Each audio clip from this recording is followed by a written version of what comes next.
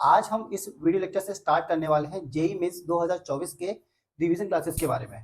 तो आइए शुरू करते हैं। सबसे पहले हम आज इस वीडियो लेक्चर में पढ़ने वाले हैं क्या, यूनिट्स एंड मेजरमेंट। तो मैं आपको बता दूं, यूनिट्स एंड मेजरमेंट से जो हमारे क्वेश्चंस बनते हैं वो बेसिकली 5 to 6 टाइप्स के बनते हैं।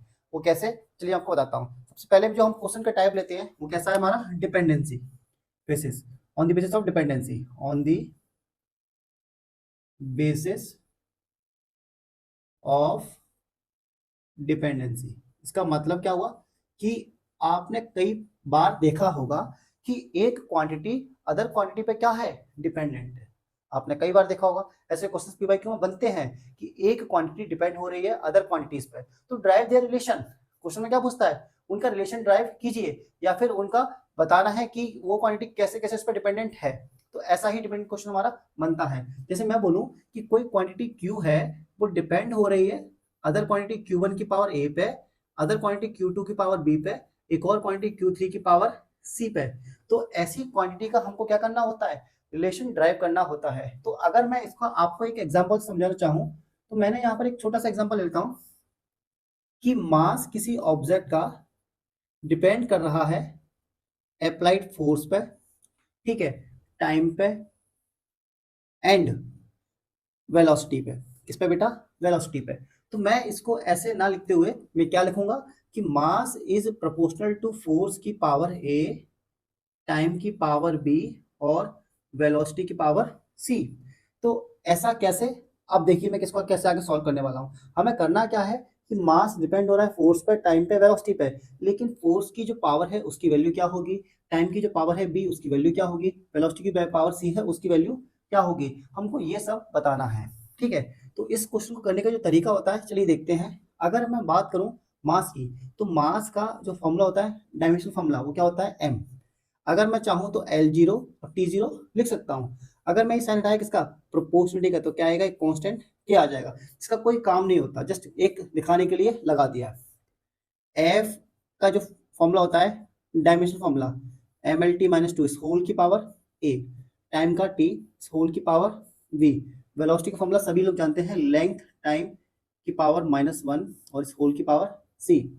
अगर हम इसको रीअरेंज करेंगे, बेटा मास की पावर क्या है, ए है, लेंथ की पावर क्या है बेटा, ए, लेंथ की पावर ए है, और यहाँ तो लेंथ है नहीं है, ए प्लस सी है, लेंथ की पावर ए और लेंथ की पावर सी। अगर मैं देखूँ टाइम, टाइम की पावर -2a है, कितना है बेटा, 2a, प्लस का b और माइनस का c दिखाई दे रहा है। तो अगर मैं इधर देखूं तो k ब्रैकेट मल्टीप्लाइड हमारा कुछ इस प्रकार से आएगा, तो ML0T0। तो अगर मैं कंपेयर करूंगा पावर को, तो सबसे पहले मैं मान के चलिए मैंने किया m की पावर को कंपेयर, तो यहाँ m की पावर कितनी है, 1 है। तो यहाँ मैंने देखा m की पावर कितनी है बेटा, 1। यहाँ कितनी है m की पावर, अकेला a, तो a की वैल्यू कितनी आ गई है, 1 आ गई है। क्लियर है, बोलिए। अगर मैं बात करूँ l की पावर, तो बेटा l की पावर यहाँ पर कितनी है, 0। कितनी है l की पावर यहाँ पर हमारी, 0। यहाँ कितनी है, a plus C, a plus C, है कि नहीं। तो मैं अगर देखूंगा तो सी की वैल्यू क्या आएगी, माइनस का a आ जाएगी, तो सी की वैल्यू कितनी आ जाएगी बेटा, माइनस का 1 आ जाएगी। ऐसे ही अगर मैं देखूँ टी की पावर 0, टी की पावर देखूंगा तो यहाँ भी कितना आएगा, 0 आएगा। और अब देखिए यहाँ पर -2a इक्वल टू में -2a प्लस का b माइनस का c। बेटा a की वैल्यू है कितनी है हमारी, 1, तो ये माइनस का 2 ही रहेगा, प्लस का b, और ये प्लस का क्या हो जाएगा, 1 हो जाएगा। ये बेटा क्या हो जाएगा, प्लस का 1 हो जाएगा। क्यों, क्योंकि c की वैल्यू हो गया -1, तो यहाँ पर कितना हो जाएगा, 1 हो जाएगा, इक्वल टू 0। तो यहाँ से जो b की वैल्यू बनती है वो कितनी आ रही है, -1 इक्वल टू 1, कितना आ जाएगा b की वैल्यू, 1 आ जाएगी। इसका मतलब कि जो हमारा मास है वो k टाइम्स है किसका, फोर्स की पावर 1, ओके, टी की पावर 1 और वेलोसिटी की पावर -1। तो जब कभी भी ऐसा क्वेश्चन दिखे तो आपको इस तरीके से क्या करना है, इसको सॉल्व करके देख लेना है। बात समझ में आई, क्या है ये, एक हमारा on the basis of dependency वाला क्या है बेटा, हमारा एक टाइप है। ये ऐसा कोई सिलेबस में हार्ड एंड रूल नहीं है कि यही आपको क्वेश्चन मिले। मैं तो बता रहा हूँ कि एक क्वांटिटी दूसरी क्वांटिटी पर डिपेंड करती है, तो कैसा क्वेश्चन फ्रेम होता है वो मैंने आपको भी बता दिया। ठीक है, तो इसके बाद हम चलते हैं नेक्स्ट टाइप की कैटेगरी के क्वेश्चन पे। तो आइए मैं चलता हूँ इसके बाद, देखिए।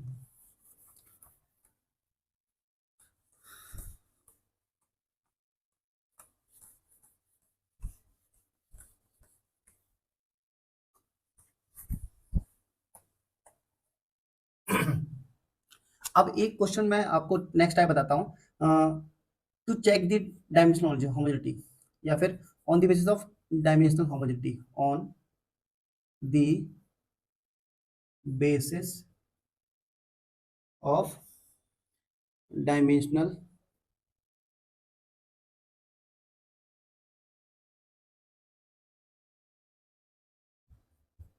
होमोजेनिटी। मतलब कि कोई इक्वेशन हमारी डायमेंशनली करेक्ट है तो बताइए जो वेरिएबल्स हैं या फिर जो हमारे पास कांस्टेंट ABCD हैं उनकी वैल्यू क्या आती है। उस तरीके क्वेश्चन आपने PYQ में जरूर देखा होगा। वैसे ही क्वेश्चन आपको एक एग्जांपल के तौर से करवा के दिखाता हूँ। जैसे मान लीजिए मैंने बोला कि कोई इक्वेशन है हमारे पास x is equals to AT plus BT cube plus में CT स्क्वायर, ऐसा कुछ हमारी इक्वेशन है। ठीक है, तो बताइए, ये बहुत बेसिक क्वेश्चन है, बहुत ज्यादा बेसिक। तो बताइए to make this equation dimensionally correct what are the value of A, B and C। To make this equation dimensionally correct what are the values of A, B and C। तो उसके लिए देखो, आप सभी लोग जानते हैं कि दो क्वांटिटी को आप जब ऐड कर सकते हो when they are in same unit. जैसे मान लीजिए मेरा मास अभी कुछ होगा और मेरे साथ कोई और व्यक्ति खड़ा हुआ है पास में, तो अगर आप दोनों का मास कंपेयर करोगे तो दोनों की यूनिट क्या होंगी, सेम होंगी। या फिर हम दोनों के मास को ऐड करोगे या सब्ट्रैक्ट करोगे तो दोनों का जो फाइनल रिजल्ट आएगा वो भी क्या आएगा, मास ही आएगा। ऐसा तो है नहीं कि वो लेंथ आ जाएगा। मैं जैसे मैंने क्या बोला कि लेंथ को लेंथ से मल्टीप्लाई करो, सॉरी लेंथ को लेंथ से प्लस करोगे या माइनस करोगे तो लेंथ आएगा। अगर मास को मास से प्लस माइनस करोगे तो क्या आएगा, मास ही आना है। तो ऐसे ही AT x के बराबर आएगी, BT क्यूब x के इक्वल आएगा, CT स्क्वायर x के इक्वल आएगा। तो वहां से हम अगर मैं AT को x के बराबर करता हूं, इससे पहले बता दें कि जो x है वो हमारा क्या है, डिस्प्लेसमेंट है, और जो t है वो क्या है, टाइम है। बस, तो AT को इक्वल किया x के, बेटा x का डायमेंशन फॉर्मूला L, टाइम का t, AT, तो यहाँ से ये कितना आ जाएगा बेटा, LT माइनस 1। क्लियर। ऐसे ही अगर हम BT क्यूब को इक्वल करें x के, तो BT, तो यहाँ से B इंटू टी की power 3 equal to L, because x का क्या होगा, L होगा। तो B बराबर कितना आ जाएगा, LT माइनस 3। क्लियर है। ऐसे ही आप CT स्क्वायर को इक्वल करोगे किसके, x के, तो C का डायमेंशन फॉर्मूला क्या बन जाएगा, कैपिटल T का स्क्वायर बराबर L, तो C कितना आ जाएगा बेटा, L T माइनस 2 के बराबर आ जाएगा। बात समझ में आ गई। तो इस तरीके से हम इस क्वेश्चन को डायमेंशनली चेक करते हैं कि क्या ये हमारी इक्वेशन डायमेंशनली करेक्ट है। बट मैंने यहाँ पर बोला था कि ये इक्वेशन डायमेंशनली करेक्ट है, बट इसको डायमेंशनली करेक्ट होने के लिए ABC की वैल्यू क्या होनी चाहिए। तो मैंने हर एक टर्म का क्या किया, इक्वेट किया किसके साथ, x के साथ। बिकॉज अगर ये और ये ऐड करोगे तो क्या आएगा, x ही आना है। देखो तीन लोगों का मास ऐड करो तो क्या आएगा, मास ही तो आना है। तो ऐसे ही लेंथ लेंथ लेंथ ऐड करो क्या आएगा, लेंथ ही तो आएगा या डिस्प्लेसमेंट आएगा। तो बात समझ में आ गई होगी कि ABC कैसे हमने इससे फाइंड किए। क्लियर। अब हम आगे चलते हैं, एक PYQ कर लेते हैं। इससे पहले मैं आपको एक बात बता दूं कि जो हमारे ट्रिग्नोमेट्रिक फंक्शंस होते हैं, ट्रिग्नोमेट्रिक, ठीक है, लॉगरिथमिक, एक्सपोनेंशियल, ये जो फंक्शंस होते हैं ये सारे के सारे क्या होते हैं हमारे, डायमेंशन लेस। क्या होते हैं बेटा, डायमेंशन लेस। डायमेंशन लेस का मतलब जैसे मान के चलिए साइन CX दिया है, क्या दिया है, CX, तो साइन CX हमारा क्या है, डायमेंशन लेस है। अब साइन डायमेंशन लेस कब होगा, जब C इंटू एक्स की वैल्यू किसके बराबर होगी बेटा, M0 L0 और T की पावर 0। या फिर इसको मैं ऐसा ना लिखते, क्या दूसरे पर सिर्फ कोई कॉन्स्टेंट वैल्यू लिख दो, 1 लिख दो। ठीक है, तो C की वैल्यू 1/x के बराबर होगी। इसका मतलब C का डायमेंशन क्या होगा, L की पावर -1। देखो इसका बेटा आएगा L, इसका आएगा क्या, L-1। तो दोनों मल्टीप्लाई होकर क्या देंगे, डायमेंशन लेस वैल्यू देंगे, L0 देंगे। इसका मतलब ये वैल्यू क्या हो जाएगी हमारी, डायमेंशनली लेस हो जाएगी। क्लियर है।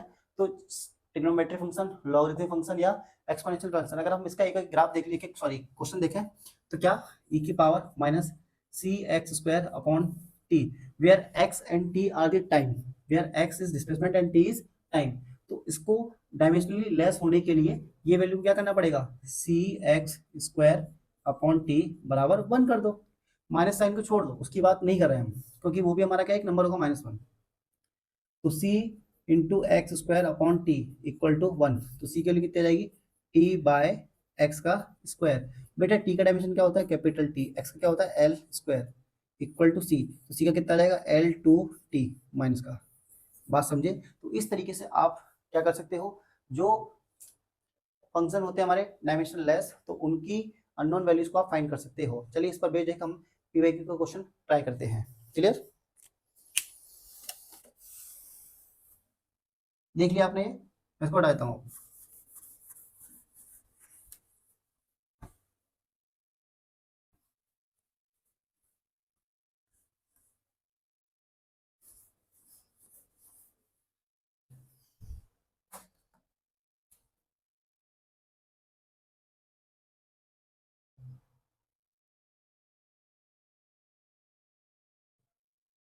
जैसे क्वेश्चन दे रखा है कि work done by gas, work done by gas, W is work done, it is equal to alpha square beta E की power minus beta X square divided by Boltzmann constant into T, where T is what, temperature. आप बता दें कि जो W है वो हमारा work है, क्लियर, और जो हमारा के है वो क्या है हमारा बोल्ट्जमैन कांस्टेंट। क्या है बेटा, Boltzmann constant, clear.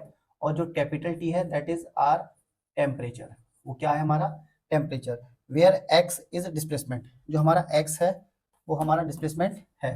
Where x is what, displacement. आपसे पूछा है कि जो हमारा अल्फा है उसकी डायमेंशन क्या होगी, जो अल्फा है उसकी डायमेंशन क्या होगी। क्वेश्चन द्वारा समझिए कि मैंने बोला कि जो हमारा वर्क है वो alpha square beta e to the power minus B x square by K T दिया है। के इज बोल्ट्जमैन कांस्टेंट और टी इज व्हाट, टेम्परेचर, ये दिया है। तो इसमें हमको बताना है कि what will be the dimension of alpha. अब देखिए अगर मैं इसको देखूं, जो हमारा e to the power something दिया है, e to the power something दिया है minus beta X square divided bye के इंटू टी, ये दिया है। अब ये पूरा का पूरा क्या है, डायमेंशन लेस है। तो यहाँ से वर्क का फॉर्मूला क्या आ जाएगा, अल्फा स्क्वायर इंटू बीटा। मुझे चाहिए क्या बेटा, अल्फा। अल्फा के लिए क्या करना पड़ेगा, अंडर रूट में वर्क अपॉन बीटा करना पड़ेगा।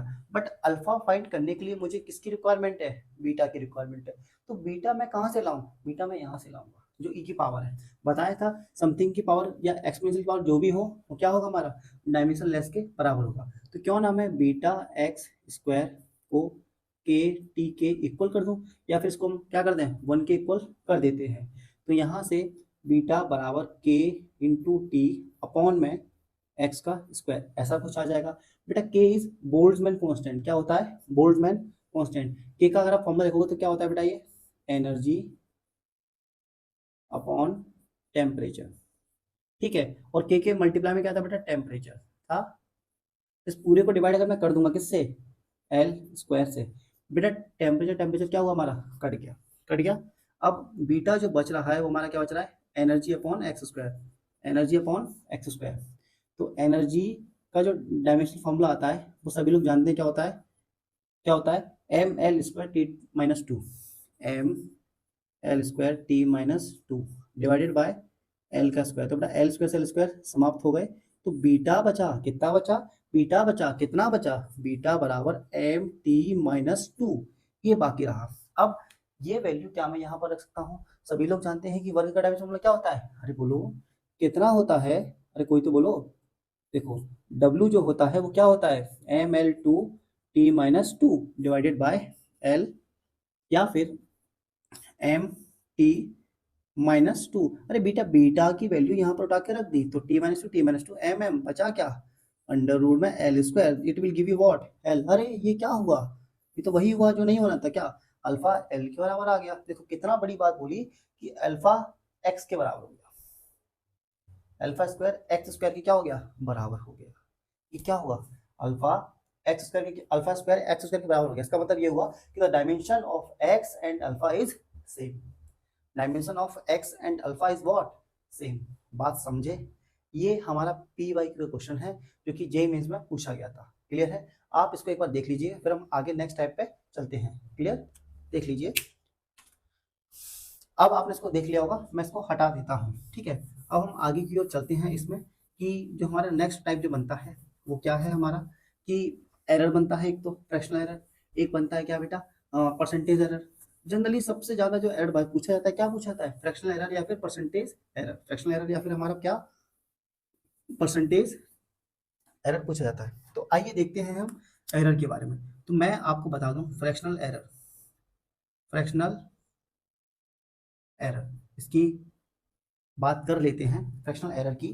तो ये मान लीजिए कि कोई क्वांटिटी है हमारी पी, कोई क्वांटिटी हमारी क्या बेटा, पी, जो कि डिपेंड करती है हमारा किस पे, क्यू पे, आर पे, एस पे और टी पे। मैं चार ले लिया, मे भी आप दो लो, तीन लो या एक लो, जैसा भी क्वेश्चन फॉर्मूला बने वैसा। तो P डिपेंडिंग ऑन Q की पावर A पे, R की पावर B पे, S की पावर C पे और T की पावर D पे ऐसे डिपेंड कर रही है। तो अगर मैं इस P का क्या निकालूंगा, fractional error, delta P upon P, तो उस कंडीशन में मेरे को करना क्या है कि जो जो भी हमारा क्वांटिटीज की पावर है वो उन क्वांटिटी के फ्रैक्शनल में मल्टीप्लाई आएगी। बात समझ में नहीं आई है, दोबारा देखिए मैं क्या बोला, कि जो भी हमारा पावर है वो उन क्वांटिटीज के फ्रैक्शनल एरर के मल्टीप्लाई में आ जाएगी। जरा नहीं है तो दोबारा देखो क्या, कि जो ए है वो डेल्टा क्यू अपॉन क्यू के मल्टीप्लाई में आ जाएगी, क्लियर है। प्लस जो बी है वो हमारा डेल्टा आर अपॉन आर के मल्टीप्लाई में आ जाएगी, प्लस जो सी है वो डेल्टा एस अपॉन एस के मल्टीप्लाई में आ जाएगी, प्लस जो बेटा डी है वो हमारा डेल्टा टी अपॉन टी के मल्टीप्लाई में आ जाएगा। This is the basic formula for fractional error, this is the basic formula for fractional error. आपको कुछ नहीं करना, किसके लिए, परसेंटेज एरर के लिए। परसेंटेज एरर की अगर आप बात करेंगे, किसकी, परसेंटेज एरर, तो आपको कुछ नहीं करना, सिर्फ और सिर्फ जो भी आपने फ्रैक्शनल निकाला है उस फ्रैक्शनल में मल्टीप्लाई कर देंगे 100 से और बाहर साइन लगा देंगे क्या, परसेंटेज का।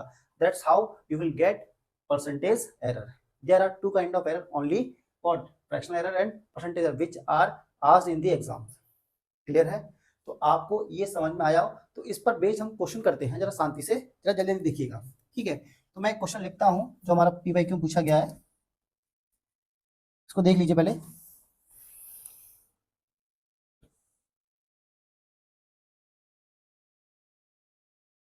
देखिए एक क्वेश्चन दिया है, अ सिलिंड्रिकल वायर, एक कोई हमारा सिलिंड्रिकल वायर है, इसका मास दे रखा है हमको, समथिंग कुछ दे रखा है। मैं इस पार्ट को हटा देता हूँ, फिर हम क्वेश्चन सॉल्व करते हैं, ठीक है। तो देखिएगा बोला है क्या, कि सिलिंड्रिकल वायर ऑफ मास 0.4, मास दिया है 0.4 प्लस माइनस 0.01 ग्राम। आपको बता दें कि बेटा मास दिया है 0.4 और 0.01 ग्राम, इतना क्या दिया है आपको, मास दे रखा है। आपको बता दें कि जो 0.01 है ये क्या है, फ्रैक्शनल, मतलब ये क्या है कि इस वैल्यू में या तो ये प्लस होगा या माइनस होगा, बात समझे। या तो ये 0.41 हो सकता है या फिर ये 0.39, किसका, किसी ऑब्जेक्ट का मास इतने से इतने के बीच में क्या कर रहा है, वेरी कर रहा है। इसका मतलब ये होता है, बस समझे। फिर इसके बाद हमको दिया है लेंथ, क्या दिया है मेरे भाई, लेंथ। लेंथ कितना दिया है हमको, वो दिया है हमको 8 प्लस माइनस 0.4, 8 प्लस माइनस 0.4 क्या, सेंटीमीटर।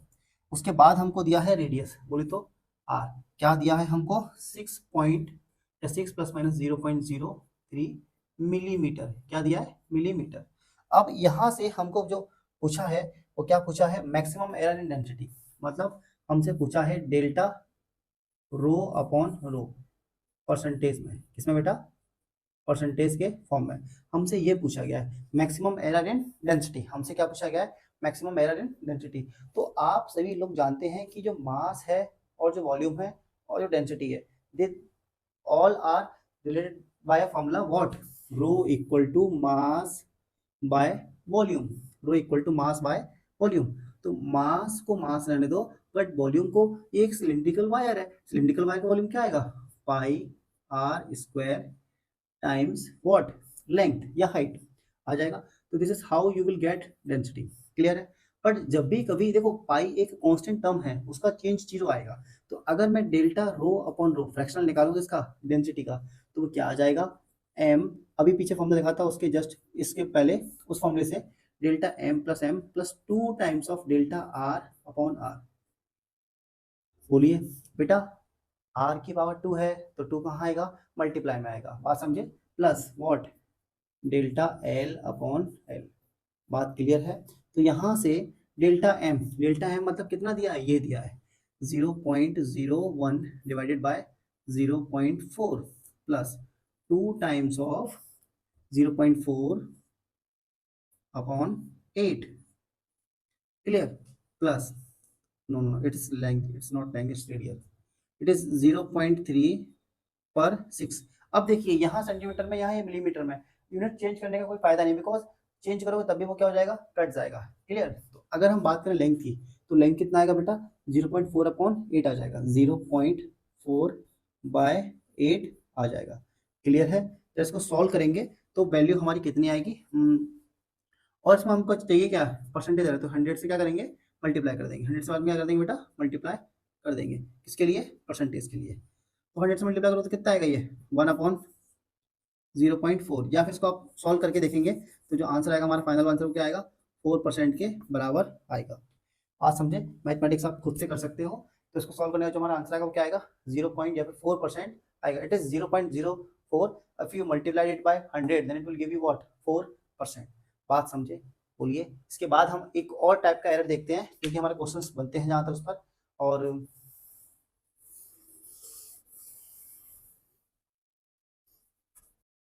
चलिए अब आगे क्वेश्चन और देखते हैं हम, कि जो हमारा एक क्वेश्चन है एरर का, एक क्वेश्चन में दे रखा है कि रेजिस्टेंस दे रखा है सिस्टम में, R1 बराबर 10 प्लस माइनस 0.5 ओम, ऐसा कुछ दे रखा है, और R2 का जो रेजिस्टेंस है वो भी क्या दे रखा है, 15 प्लस माइनस 0.5 ओम, ऐसा कुछ आपको दे रखा है। मैं इसको एक बार क्रॉस चेक कर लेता हूँ, कितना दे रखा है रेजिस्टेंस इसका, 10 एंड 15, ओके। तो आपको बताना है कि रेजिस्टेंस को जब आप जोड़ोगे पैरेलल में, तो पैरेलल में क्या आएगा हमारा, R1 R2 अपॉन में R1 प्लस R2, ये है। अब इसके बाद हमसे पूछा गया है कि जो R इक्विवेलेंट है उसमें परसेंटेज एरर कितना आ सकता है, R इक्विवेलेंट है उसमें परसेंटेज एरर कितना आ सकता है। तो उसको आप ऐसे भी तो लिख सकते हो, 1 upon R equivalent equal to 1 upon R1 plus 1 upon R2। जब भी कभी इस प्रकार इस टाइप का क्वेश्चन बनता है, जब भी इस टाइप का क्वेश्चन बनता है जिसमें हमारी क्वांटिटी कहाँ है, रेसिप्रोकल में है, तो उस केस में आपको क्या करना है, डिफरेंशिएट करना है, क्या करना है, डिफरेंशिएट करना है। तो ये डी आर इक्विवेलेंट अपॉन में आर इक्विवेलेंट का स्क्वायर बन जाएगा, और ये डी आर वन अपॉन में R one plus D R two upon में R2, ये बन जाएगा, क्लियर है। अब यहाँ से आप D को चेंज कर सकते हैं डेल्टा के फॉर्म में, तो डी आर इक्वलेंट अपॉन में R इक्वलेंट का square equal to delta R1 upon में R1 का स्क्वायर, इनका भी स्क्वायर आएगा, R1 का square plus delta R2 upon में R2 का भी स्क्वायर, ठीक है। तो यहाँ से आप इसका क्या निकाल सकते हो, फ्रैक्शनल एरर निकाल सकते हो। तो देखो यहाँ पर आर इक्विवेलेंट 2 बार है, तो मैं क्या कर दूंगा, एक आर इक्विवेलेंट ऊपर भेज दूंगा मल्टीप्लाइड में, तो ये delta R equivalent into R equivalent कितना आ जाएगा, डेल्टा R1 अपॉन में R1 स्क्वायर प्लस में डेल्टा R2 अपॉन में R2 स्क्वायर, और इंटू में क्या आ जाएगा बेटा, एक बार आर इक्विवेलेंट आ जाएगा। देखो ये जो आर इक्विवेलेंट है इसकी वैल्यू आप यहाँ से फाइंड कर सकते हैं, क्लियर। और डेल्टा R1 आपको ये दिया है, डेल्टा R1 आपको बेटा ये दिया है, डेल्टा R2 आपको ये दिया है, और R1 R2 की वैल्यू आपको ये दे रखी है। आर इक्विवेलेंट यहाँ से निकालोगे, delta R2 delta R2 R1 R2 ये दे रखे हैं, इस फॉर्मूले जब आप रखोगे तो इसकी वैल्यू जो आती है हमारी लगभग वो कितनी आती है, 4.33 परसेंटेज एरर आती है हमारी, कितनी आती है, 4.33 परसेंटेज एरर आती है। मैं यहाँ पर आपको सिर्फ कॉन्सेप्ट बता रहा हूँ, हम मैथमेटिक्स करने जाएंगे तो हमारा टाइम ज़्यादा लगेगा, तो आपको क्वेश्चन का तरीका समझिए कि किस तरीके से मैंने क्वेश्चन को सॉल्व किया है, ठीक है। आपको ये पैटर्न फॉलो करना जब भी हमारा कोई क्वांटिटी किस में आ रही है, रेसिप्रोकल में आ रही है, क्लियर है। चलते हैं आगे, एक उसको आप देख लीजिए। अब देखिए, अब हम बात करने वाले हैं मेजरिंग इंस्ट्रूमेंट्स की। मेजरिंग इंस्ट्रूमेंट जनरली हमारे दो टाइप के जो है, जो हमारे सिलेबस में, एक है हमारा वर्नियर कैलिपर और एक है हमारा क्या, स्क्रू गॉज। चलो हम देखते हैं, पहले देखते हैं वर्नियर कैलिपर।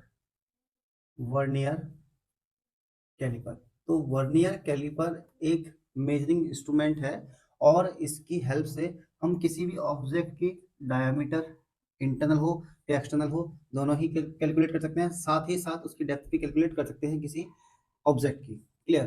तो इसको यूज करने का तरीका क्या है वो आपको बताता हूँ। सबसे पहले आपने पढ़ा होगा कि बेसिक इंस्ट्रूमेंट्स का जो डायग्राम है वो किस तरीके का दिखता है, देखा होगा आपने। तो अगर हम बात करें तो दो स्केल होती है, एक स्केल होती है हमारी क्या, वर्नियर स्केल, एक होती है क्या हमारी वर्नियर स्केल, और एक क्या होती है हमारी मेन स्केल, मेन स्केल। तो जनरली क्या होता है, ये होती है हमारी vernier scale, sorry main scale, और इसके जस्ट नीचे क्या रहती है हमारी एक वर्नियर स्केल। क्या होती है बेटा, वर्नियर स्केल। तो मेन स्केल में हमारे पास मे बी सेंटीमीटर में हो हर एक डिवीजन, या में हो, ठीक है। और वर्नियर में हमारे पास टोटल 0 से स्टार्ट होती है, कहाँ तक जाती है, 9 तक। टोटल कितनी है, 10, ठीक है। तो यहाँ से ये ऐसे कुछ चलता जाता है, मैंने काउंट करके लिखा है, ऐसे लिखा है, ठीक है। तो हमको बस ये पता होना चाहिए, इसको बोलते हैं हम क्या, मेन स्केल, इसको बोलते हैं क्या, वर्नियर स्केल, ठीक।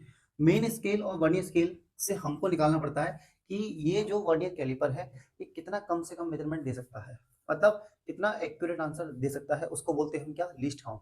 मतलब एक इंस्ट्रूमेंट की कितनी मिनिमम एक्यूरेसी है या मैक्सिमम एक्यूरेसी है, तो उसको बोलते हैं क्या, लीस्ट काउंट। तो लीस्ट काउंट निकालने का जो फॉर्मूला होता है वो हम बताते हैं आपको, किसका, वर्नियर कैलिपर का, वर्नियर कैलिपर का। तो मान लीजिए 1 इस main scale division -1 vernier scale division, ये जो वैल्यू आएगी इसको क्या बोलते हैं, लीस्ट काउंट बोलते हैं, किसका, वर्नियर कैलिपर का। जनरली मान लीजिए हमारे पास एन, मान लीजिए हमारे पास एन वर्नियर स्केल डिवीजन है, ठीक है, और ये n-1 मेन स्केल डिवीजन से क्या हो रहा है, कोइंसाइड हो रहा है। हमको इस फॉर्म को इस फॉर्म में चेंज करना है, ठीक है। तो कैसे, हमने देखा 1 vernier scale division will give you what, n-1 upon में n main scale division, clear है, बोलिए, ठीक है।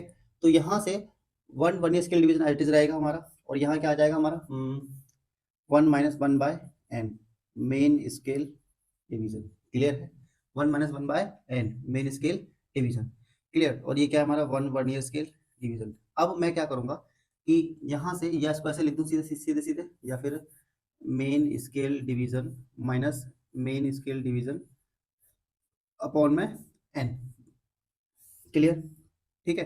अब मैंने क्या किया, दोनों तरफ लगाया माइनस माइनस माइनस प्लस, तो ये प्लस हो जाएगा, क्लियर। और मैं एम एस डी दोनों तरफ क्या कर दूंगा, 1 MSD ऐड कर दूंगा, 1 MSD ऐड कर दी, तो इससे ये क्या होगा बेटा, कट गया, इससे ये क्या होगा बेटा हमारा, कट गया। तो 1 MSD और 1 BSD will give you what, least count, 1 MSD और 1 BSD will give you what, least count. तो लीस्ट काउंट जो आएगा हमारा कितना आ जाएगा, मेन स्केल डिवीजन अपॉन में number of division on vernier scale. Main scale division कितनी, 1 अपॉन में number of division on vernier scale. ये n क्या था, ये n क्या था बेटा, number of division on vernier scale, clear है। तो लीस्ट काउंट का जो फॉर्मूला बनता है हमारा, तो क्या बन जाएगा, 1 या फिर 1 मेन स्केल डिवीजन अपॉन में total number of division on vernier caliper. बात समझे, इसको मैं दोबारा बता देता हूँ कि मेन स्केल, वर्नियर स्केल के मान लीजिए n डिवीजन है, जो n-1 टाइम्स हो रहे हैं इसके MSD डिवीजन के साथ। अब ये मैंने लेट किया है, अब ये कोई रूल नहीं है कि ये n है तो ये n-1 होगा, क्या पता ये n-2 भी हो सकता है, क्लियर। तो उसके हिसाब से चीज़ें हमारी वेरी करेंगी, बात क्लियर हुई। अब इसके बाद हम इसका एक क्वेश्चन देख लेते हैं कैसे। एक क्वेश्चन दिया है हमको कि, मैं इसको पहले हटा देता हूँ, देख लिया होगा आपने।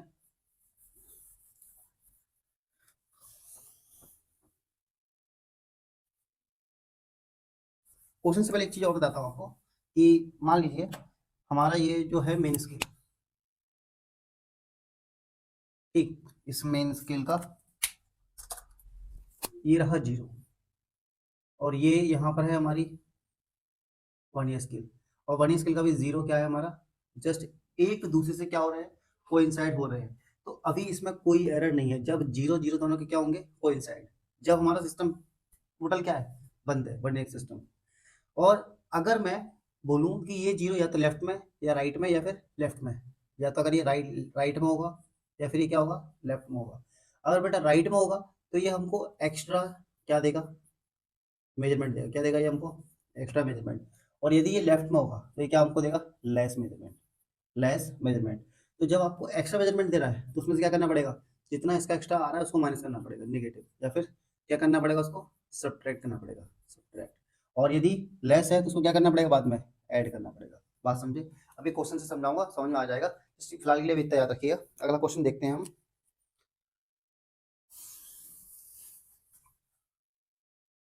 देखो क्वेश्चन बोल रहा है कि जो हमारा in an experiment to find the no the one division of main scale of 1 caliper reads 1 mm, मतलब आपको एक MSD की जो वैल्यू दे रखी है कितनी दे रखी है 1 मिलीमीटर। क्लियर। फिर है 10 division of 1 scale is equal to 9 division, 10 VSD equal to 9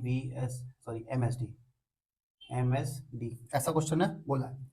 When two jaws of the instruments touch each other, मतलब जब सिस्टम हमारा प्योर बंद है, पूरा बंद है और हम बोल रहे हैं कि उससे अभी हमने मेजरमेंट स्टार्ट नहीं किया, मतलब सिस्टम अभी हमारा क्या है पूरा बंद है। बंद का मतलब ये हुआ कि जो दो जॉ होती हैं आपस में क्या है कांटेक्ट में है अभी। क्लियर। तो उसकी रीडिंग कितनी आ रही है 0, बट 0 नहीं आ रही है।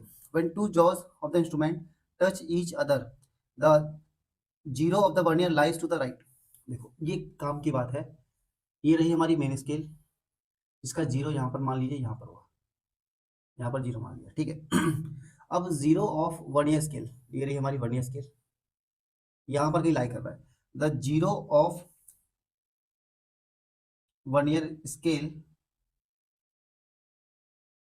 lies to the right of the 0 of the main scale and its fourth division, 0 के बाद 1 2 3 4, फोर्थ डिवीजन इसके किसी स्केल से क्या हो रही है कोइंसाइड हो रही है। कौन सी डिवीजन इसकी फोर्थ डिवीजन, ये भी याद रखिएगा।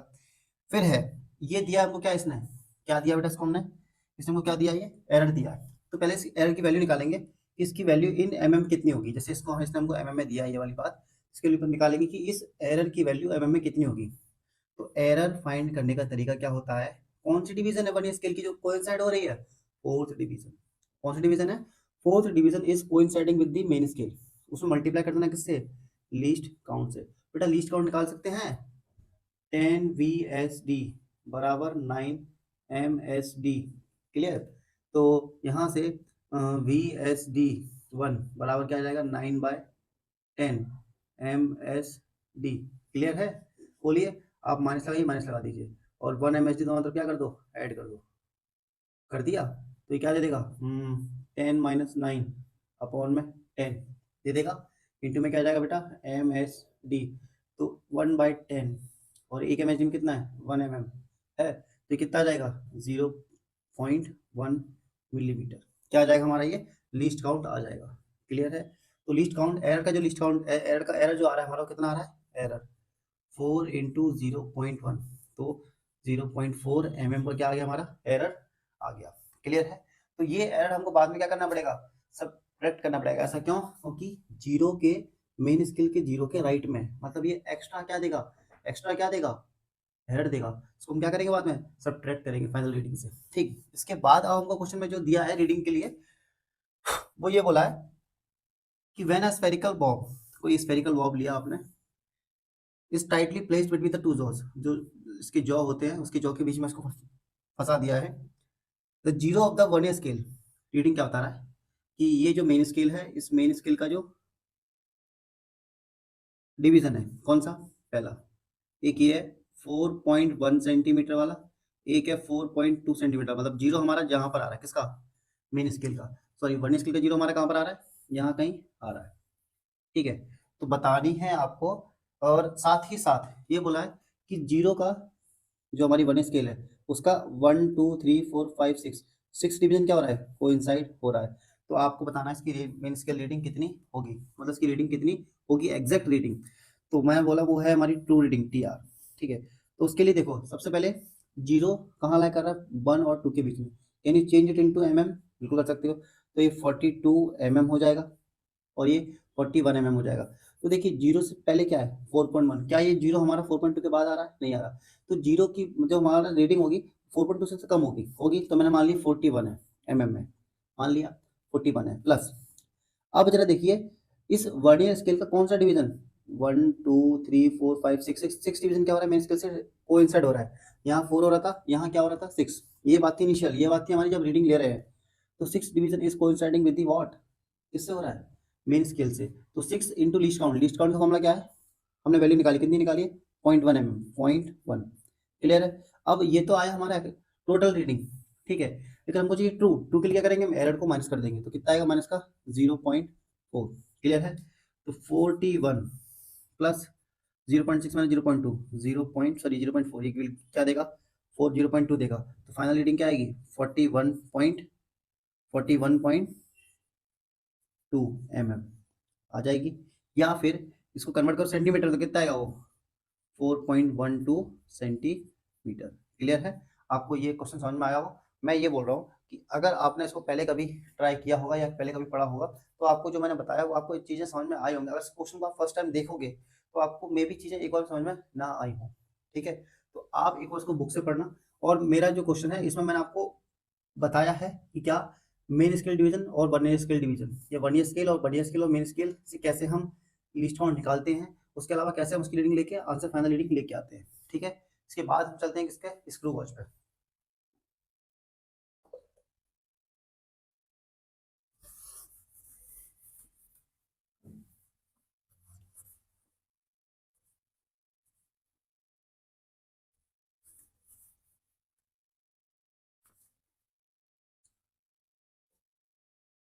देखिए, स्क्रू गॉज आपको पता है थिकनेस मेजरमेंट करने के लिए यूज करते हैं। Screw gauge you know very well that then it is required to measure the thickness of a body. ठीक है, तो इसमें मैं पूरा डायग्राम नहीं बनाऊंगा, दो स्केल बताता हूँ। एक होती है हमारी मेन स्केल, एक होती है हमारी क्या सर्कुलर स्केल। क्या होती है सर्कुलर स्केल। ठीक है, इस मेन स्केल पे होती है हमारी एक लीनियर स्केल। ठीक है, और इस पे होती है हमारी एक सर्कुलर स्केल। ठीक है, तो मेन स्केल क्लियर, और ये क्या है हमारी सर्कुलर स्केल। तरीका क्या है बेटे कि मेन स्केल हमारी ओपन होती है। कैसे, जैसे मान के चलिए ये रही हमारी मेन स्केल, अभी मेरा हाथ ऐसे है, मैं इसको घुमा रहा हूँ, घुमाते घुमाते ये पीछे जा रहा है और मेन स्केल क्या हो रही है हमारी ओपन हो रही है। या फिर इसको देखो, अभी ऐसे है, मैं इसको ऐसे घुमा रहा हूँ, तो देखो मेरा हाथ इस स्केल को बाहर ला रहा है और इसकी जो लेंथ है वो भी क्या हो रही है मेरी सामने से जहाँ दिखाई देने लगी। अब अगर बंद करूंगा तो लेंथ क्या हो जाएगी, छुप जाएगी, अंदर छुप जाएगी। तो यही बता रहा हूँ कि ये जो स्केल है सर्कुलर स्केल, ये इस स्केल पे क्या होती है घूमती है। क्या होती है घूमती है। ठीक, तो जब मैं इसको ओपन करूंगा तो ये स्केल हमारी बाहर आती जाएगी, जब मैं इसको बंद करूंगा तो ये स्केल हमारी अंदर जाती जाएगी। तो अब देखिए इसका एक रोटेशन एक रोटेशन किया तो ये हमारी कितना बाहर आया, या फिर कितना पिच हमको दिया एक रोटेशन में, एक रोटेशन में कितना पिच हमको दिया। तो ऐसे ही इसका लिस्ट काउंट बनता है कि पिच पिच का मतलब एक चक्कर। जैसे देखिए मैं इस पे ऐसे घुमाया इसको, एक चक्कर, एक चक्कर घुमाया तो ये कितना बाहर आया, उसको बोलते हैं हम क्या पिच बोलते हैं। तो कितना पिच मिला कितने डिवीजन से, कितने डिवीजन से। अब डिवीजन किसी में 100 होते हैं, किसी में 50 होते हैं, तो वो डिवीजन पर डिपेंड करता है। तो लीस्ट काउंट स्क्रू गॉज का हम हमेशा ऐसे ही निकालते हैं, कितना पिच मिला कितने डिवीजन घुमाने से। क्लियर है, हमको एक राउंड में 100 डिवीजन हो सकते हैं या फिर 50 डिवीजन हो सकते हैं। जैसे मान लीजिए कि किसी का पिच दे रखा है हमको 0.5 मिलीमीटर, कितना दे रखा है 0.5 मिलीमीटर पिच, क्या दे रखा है पिच दे रखा है। क्लियर है, अब इसके बाद हमको दे रखा है डिवीजन, डिवीजन कितनी है हमारे पास 50। कितनी डिवीजन है बेटा 50 डिवीजन है। ठीक है, तो पिच इतना है डिवीजन इतनी है, तो लीस्ट काउंट निकालने का फॉर्मूला क्या बन जाएगा 0.5 डिवाइडेड बाय एम में 50। क्लियर, तो ये कितना आएगा 0.01, कितना आएगा ये 0.01 आएगा। क्लियर है एम में, तो ये इसका क्या आ गया लीस्ट काउंट आ गया। समझे, अब ऐसे ही इसका एक हम क्वेश्चन और कर लेते हैं फिर हम आगे चलेंगे। मैं एक पार्ट को हटा दूं, देख लीजिएगा।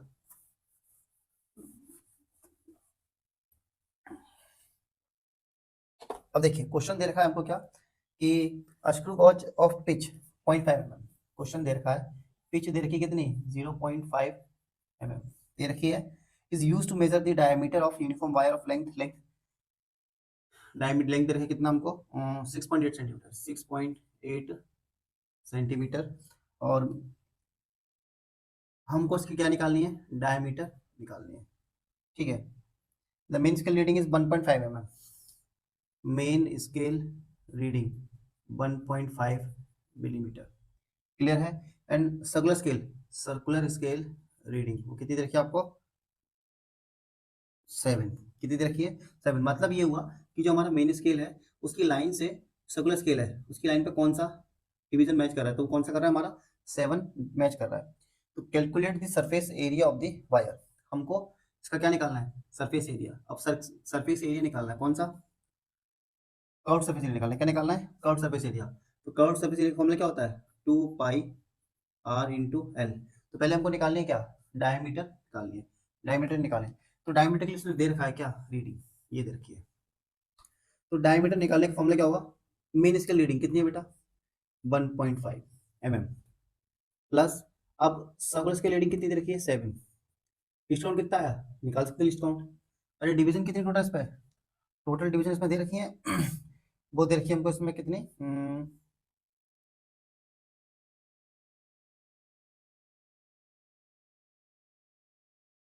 50, कितनी दे रखी है, 50। तो लीस्ट काउंट निकालने का फॉर्मूला क्या होता है, पिच अपॉन में total number of division. Pitch कितना दे रखा है, 0.05 डिवाइडेड बाय डिवीजन कितनी दे रखी है, 50।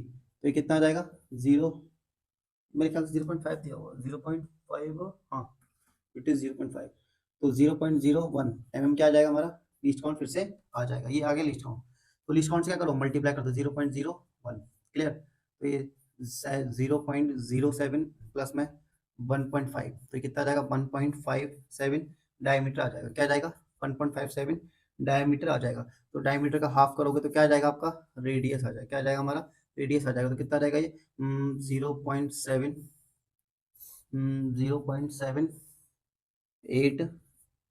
0.785 अप्रॉक्स यही आएगा, 0.78, हाँ ठीक है 0.785 ये आ जाएगा रेडियस।